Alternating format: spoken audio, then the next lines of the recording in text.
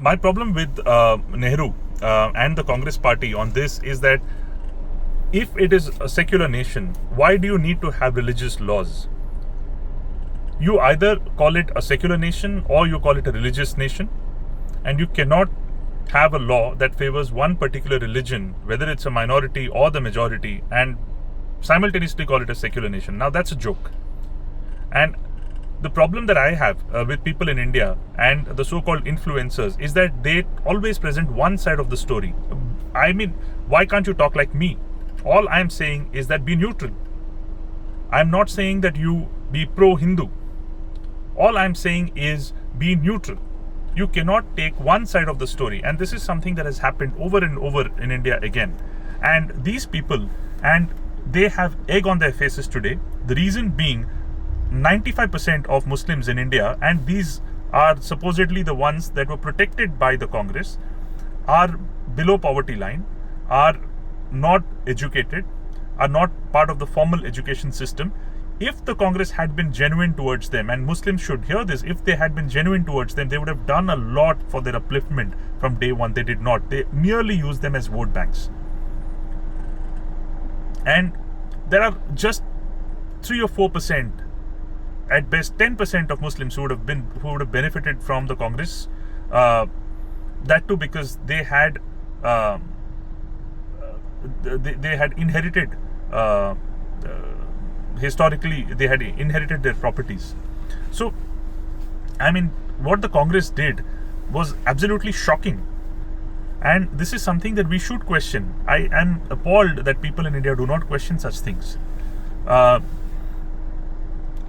You cannot create laws just for protecting a certain vote bank. The Congress formula has always been simple. They believe that 20% of votes are guaranteed for them. So in India, if you see any election, you need about 39% of vote share to win an election.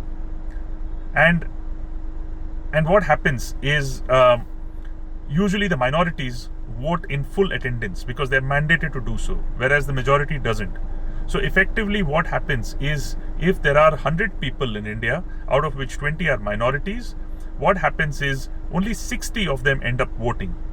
So if you look, if you do the math, it is 20 on 60, which effectively becomes 33%.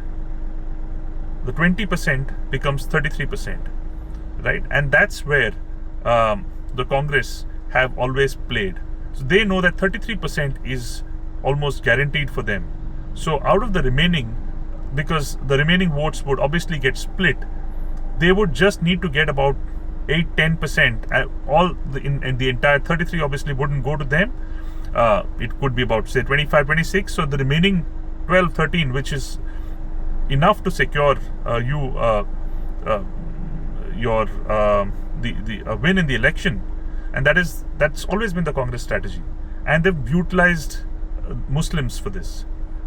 So coming back to the Waqf Act, the 2013 Act simply had certain provisions where if you, I mean, the 1995 and the 2013 ones, 2013 was just strengthened the 1995 version, because again 2014 was election year and the Congress wanted to secure their vote bank, and hence they eliminated even courts out of the purview of Waqf. I mean, you couldn't do anything with your land if the Waqf claimed it. Is that fair? It's a very simple question that I'm asking. Just think about it. And if there is 1% of people who think that this is fair, please have a debate with me. You cannot, either you call it a secular nation or you call it a religious nation. You cannot have laws defined. I'm not saying you have laws defined for Hindus. Tomorrow, if there is a land which belongs to a Muslim and a Hindu goes and claims it, that is also wrong. You cannot have a law for it. And that's the opposite of what had happened. A law which favored the Waqf boards to such an extent that, see, till the Waqf had 8 to 9 lakh acres of land till about 2013. This went up to about 22 lakh acres of land post to the 2013 Act, which means that tomorrow, if the Waqf claims anything, it is theirs. And that's why this law was very important. It is something, a wrong has been undone, a historic blunder has been undone. Something that is, I would call the Waqf Act of 2013 is criminal, discriminatory. And this is something that every Indian should realize. It is something that should not happen anywhere in the world. So, coming back to the discussions that happened in Parliament, this is exactly what Sudhanshu Trivedi said. What Sudhanshu Trivedi said is that there have been a number of great Muslims that India has had. Now, the Congress never highlighted them. What the Congress did was protect the wrong ones, the likes of Yasin Malik, who's a terrorist, the likes of Ishrat Jahan, who's a terrorist that they protected. In fact, Congress coined the term Hindu terror. I mean, how atrocious can that be? Sushil Kumar Shinde in 2008 coined the word Hindu terror just to appease Muslims, because what had happened in 26/11 was obviously Pakistanis had come and attacked India. They had been doing it for decades. And the past decade, the decade from in fact from 1990 onwards, when the Kashmir episode happened, till about 2008, 2009, there were multiple attacks on India carried out by Pakistanis. And you don't have to say that they're Muslims. You can say that they are Pakistanis. Or you can call them Pakistani Muslims. You don't have to associate them with Indian Muslims. But what the Congress did was that they wanted to appease Indian Muslims, and hence they coined the word Hindu terror. In fact, so you're maligning an entire community, and the whole of India, the Hindu community, doesn't even know it. And that is shame on the Hindu community. Because they should have realized it. They should have protested it. They should have said Muslims are our brothers. But you cannot call us terrorists. You cannot coin a word of that nature. And so this is what Sudhanshu Trivedi had to say. I'm sure I would recommend that you listen to certain excerpts of what he said. He said that the Congress deliberately tried to suppress Muslims, which is right. And this is exactly the tone that Kiran Rijiju also mentioned. And Kiran Rijiju also cited several examples of historical wrongdoings of the Congress and why this act is important for India.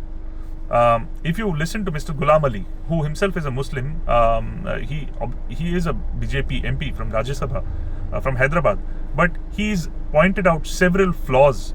He's mentioned that Muslims don't need what the Congress has given them. All the Muslims need is upliftment, equality. Like I said, fundamentally, every Indian should question this, whether you're a Hindu or a Muslim. And please argue with me if you think I'm wrong. Every Indian should question the fact that you cannot use secularism along with religion. This is a nation, and there is time to do it even now. This is a nation where I'm happy if you bar all religious practices, be it Hindu practices, be it Muslim practices, in public. Let religion be practiced within homes. I'm happy with that. Be neutral. And I challenge all these influencers and so-called well-wishers of the minority community to come out and openly say what I am saying. Let's practice equality. They wouldn't say that, because their agenda would fail. Their agenda is to drive conversions. Their agenda is to drive a wedge between communities. My agenda is to unite India. This India belongs to Muslims and Christians as much as it belongs to Hindus. But I don't have to create a difference between these communities to show them that this country belongs to them. And like I said, I have detailed this out in my book, India Minority Victim, on how what the Congress did has affected India till date. And it is continuing to affect India, because the likes of Saudi Arabia, the likes of Turkey, who have no right to talk about equality, they are brazenly anti-Hindu, they are brazenly anti-Christian. Similarly, there are some Christian nations who don't care about other religions. And all these nations today point fingers at India. When Nupur Sharma had something to say, all these regressive nations which do not have a right to exist in humanity, the Middle Eastern countries, started pointing fingers at India. That is because of the divisions that have been created. I would strongly urge the Congress party to apologize for the historic blunders that they've made. I would appeal to the people of India to wake up and question this. Again, I am unlike the few influencers that you see on YouTube. I am saying do not be divisive. The objective should not be to divide. The objective should always be to encourage togetherness. And this is all that I am requesting. And what the Congress has done again and again and again, and they should be dumped out of this country because of this very reason, unless they apologize, because India is so large-hearted that an apology would mean that they would get another chance. All I'm asking for is an apology. What the BJP and some of the other parties are practicing today is just a leaf out of the Congress book. But none of them are as venomous as what the Congress has been. Even today, the Congress is protesting the amendment to this bill.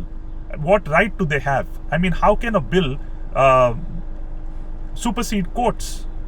Is that justice? The answer is no. I will cover a lot more things in my future episodes on why this has been done, or why this was done. The obvious reason was for political gains, but there are a number of aspects which Indians don't know. Please read books. Please know your history. You have been demeaned, especially the Hindus have been demeaned, but at the same time Muslims have been victimized for the gain of political parties. This is something that India needs to understand. Thank you.